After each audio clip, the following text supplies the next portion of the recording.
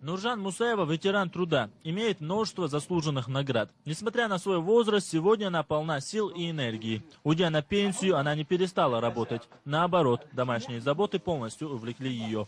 Уборка по дому, внуки и подсобное хозяйство. Труд облагораживает человека. Вновь и вновь повторяет Нуржан. Более 30 лет работы в библиотеке, воспитание 14 детей – это все позволяет ей подтверждать народную мудрость.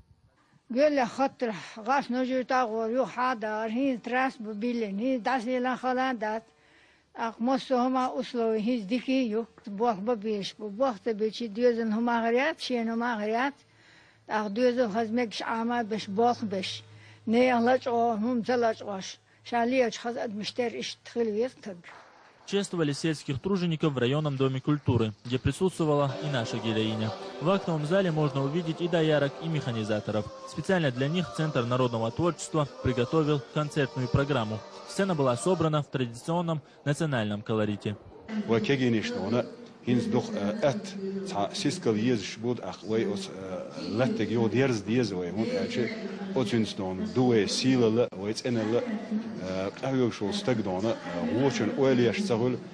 В Нажа-Юртовском районе проживает более 50 тысяч человек. В основном жители занимаются животноводством и земледелием. Всего здесь функционирует 9 госпхозов. И урожай в этом году лучше, чем в прошлом, делится руководство района.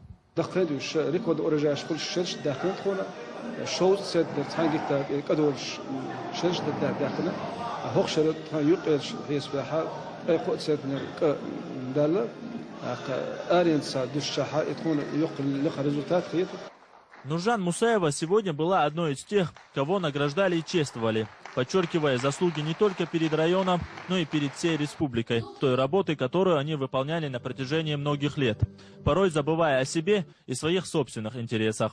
Ахмед Джабраилов, Алихан Курбанов, Джамиль Ахмадов. Новости.